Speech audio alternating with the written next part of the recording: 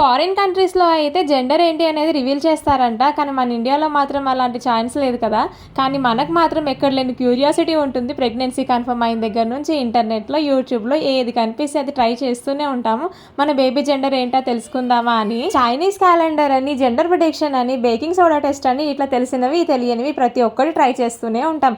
అన్నట్టు మీలో ఎంతమంది ఇలాగ ట్రై చేశారో కమెంట్ సెక్షన్లో చెప్పడం మర్చిపోకండి. సరిపోదన్నట్టు ఇంట్లో వాళ్ళు, బయట వాళ్ళు, తెలిసిన వాళ్ళు, చుట్టుపక్కల వాళ్ళు ఎవరు పడితే వాళ్ళు మనం చూసి మన బేబీ జెండర్ ని ప్రిడిక్ట్ చేస్తూ ఉంటారు. పొడుగ్గా ఉంటే బేబీ బాయ్ అని, అడ్డంగా ఉంటే అమ్మాయి అని, మొహం కలగా ఉంటే అమ్మాయి పుడుతుందని, పీక్కుపోతే అబ్బాయి పుడతాడని, ప్రెగ్నెన్సీలో లావ్ అయ్యి నిండుగా ఉంటే అమ్మాయి పుడుతుందని, బక్క చెల్లిపోతే అబ్బాయి పుడతానని, ఇలా రకరకాల జెండర్ ప్రిడిక్షన్స్ అన్ని చేస్తూ ఉంటారు కదా. తీరా వీటన్నిటిని మనం లెక్కలోకి తీసుకొని ఒకటి ఫిక్స్ అయితే డెలివరీ అయిన తర్వాత రిజల్ట్ ఇంకోటి ఉంటుంది, అంతే కదా. నాకైతే ఫస్ట్ ప్రెగ్నెన్సీలో అసలు పొట్టే కనిపించేది కాదు. 9th మంత్ ప్రెగ్నెన్సీలో కూడా 5 months ప్రెగ్నెన్సీ ఏమో అన్నట్టు ఉండేది. ఇంకా చూసిన ప్రతి ఒక్కరు కూడా నీకు అబ్బాయి పుడతాడు, బాబాయ్ ఉన్నాడు, నీకు అబ్బాయి పుడతాడు అనేవాళ్ళు. నిజంగానే నాకు అబ్బాయి పుడతాడేమో అనుకుని చాలా ఆశలే పెట్టుకున్నాను నేను. అయినా మనం పిచ్చి కాకపోతే ఇవన్నీ మనం ఆలోచిస్తాం, కానీ మనకి ఏది రాసి పెట్టుకుంటే, మనకి ఎవరిని ఇవ్వాలని ఉంటే ఆ దేవుడే మనకి ఇస్తాడు. మనం పెద్దగా ఆలోచించాల్సిన పని లేదు. అన్నట్టు మీలో ఎవరికైనా ఈ సింప్టమ్స్ మ్యాచ్ అయ్యాయా కమెంట్ సెక్షన్ లో చెప్పడం మర్చిపోవద్దు.